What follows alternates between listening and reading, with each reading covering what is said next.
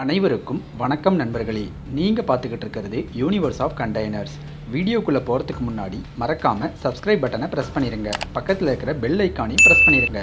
அப்போ தான் நான் போடுற ஷிப்பிங் கண்டெய்னரை பற்றின வீடியோக்கள் உங்களை உடனுக்குடனே வந்து சேரும்.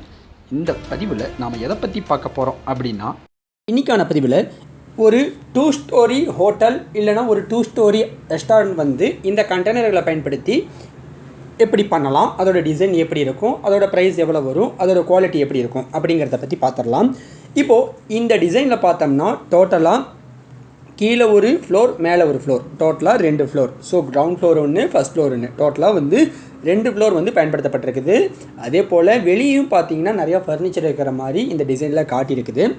ஏன் அப்படிங்கிற பட்சத்தில் இப்போது இது பார்த்தோம்னா நமக்கு ஒரு இடம் இருக்குது, இந்த இடத்துல வந்து ஒரு ஹோட்டல் பண்ணலாம், ஒரு ரெஸ்டாரண்ட் பண்ணலாம், இல்லை வேறு ஏதாச்சும் வந்து ஒரு சின்ன ஒரு கஃபே மாதிரி பண்ணலாம் அப்படின்னு ஒரு ஐடியா இருந்துச்சு அப்படின்னா, இதில் வந்து பார்த்திங்கன்னா ஜஸ்ட் கண்டெய்னர், அதாவது நம்ம என்ன சர்வ் பண்ண போகிறோமோ, என்ன ப்ராடக்ட் பண்ண போகிறோமோ, நீங்கள் டீ தான் வந்து உங்களோட மெயின் வந்து பிஸ்னஸ்ஸு, காஃபி தான் மெயின் பிஸ்னஸ்ஸு, ஃப்ரூட் ஜூஸ் தான் வந்து மெயின் பிஸ்னஸ்ஸு, ஃப்ரூட்ஸ் தான் வந்து மெயின் பிஸ்னஸ் அப்படின்னா, அந்த பொருட்களை வைக்கிறதுக்கு, அந்த பொருட்களை தயாரிக்கிறதுக்கு, அந்த பொருட்களை சர்வ் பண்ணுறதுக்கான இடம், ப்ளஸ் அந்த பொருட்களை ஸ்டாக் ரா மெட்டீரியல் வைக்கிறதுக்கான இடம், இந்த இடம் மட்டும், அதாவது யூஸ் பண்ணுற இடம் ஃப்யூச்சரில் பார்த்தோம்னா இடம் மட்டும்தான் வந்து ஒரு மிகப்பெரிய விஷயமாக இருக்க போகுது. ஏன்னா இடம் தான் எல்லாமே. இப்போ சிட்டிலாம் பார்த்திங்கன்னா நிறைய ஒரு ஸ்கொயர் ஃபீட்டே பார்த்திங்கன்னா உங்களுக்கு 10,000 50,000 வரைக்கும் விற்கிற அளவுக்கு இருக்குது. ஸோ அதனால் உங்களுக்கு இடம் தான் வந்து மெயின். நம்ம பெருசாக ஒரு சிவில் கன்ஸ்ட்ரக்ஷன் பண்ணி அதில் வந்து ஒரு 5,000 ஸ்கொயர் ஃபீட்டு போட்டு ஒரு ரெஸ்டாரண்ட் பண்ணி நிறைய பண்ணிடுவோம், செலவு போட்டு பண்ணிடுவோம். பட் ஆனால் அந்த இடத்த நம்ம யூஸ் பண்ணுறோமா அப்படிங்கிறதா கேள்வி. பட் கண்டெய்னர் அப்படிங்கும் பொழுது நம்ம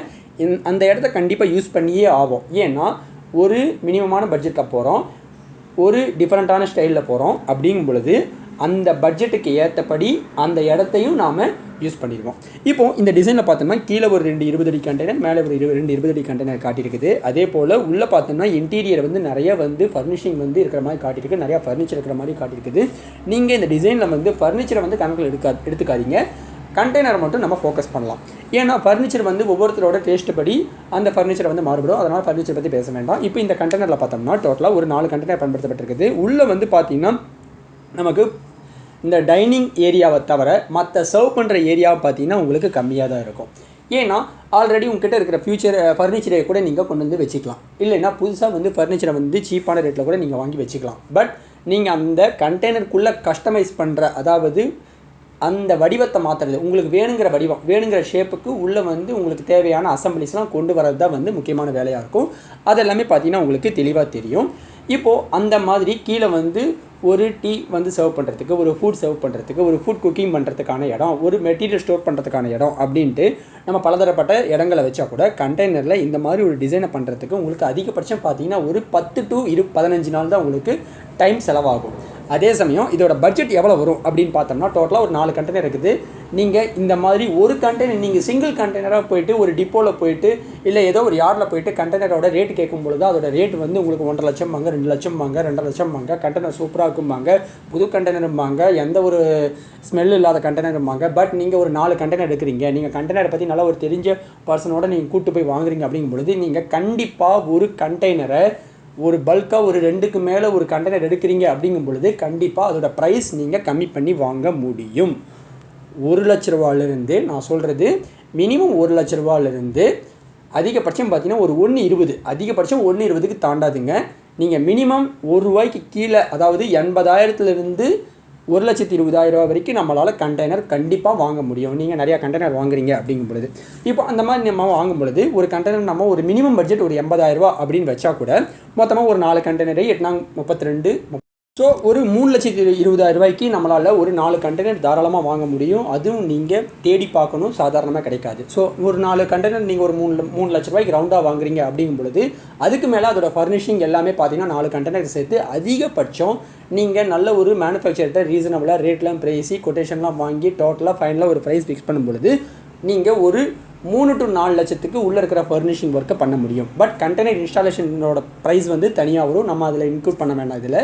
ஏன்னா இன்ஸ்டாலேஷன் ப்ரைஸ் வந்து பார்த்திங்கன்னா நீங்கள் எந்தெந்த மாதிரியான ஷேப்பில் வைக்க போகிறீங்க, எந்தெந்த மாதிரியான டிசைனில் மேலே வைக்க போகிறீங்க அப்படிங்கிறத பொறுத்து மாறுபடும். நாம் கண்டெய்னரோட இன்டீரியர், அந்த எலக்ட்ரிக்கல் ஃபிட்டிங் இதை பற்றி மட்டும் தான் பேச போகிறோம். இன்ஸ்டாலேஷன் பார்த்தீங்கன்னா ஒவ்வொரு மேனுஃபேக்சருக்கு ஏற்றபடி அவங்களோட இன்ஸ்டாலேஷன் சார்ஜ் வந்து மாறுபடும். இப்போது இந்த மாதிரி டோட்டலாக ஒரு 7 to 8 லட்சத்துக்குள்ளே நம்மளால் இந்த மாதிரி ஒரு கண்டெய்னர் செட்டப்பை நம்மளால் கொண்டு வர முடியும்.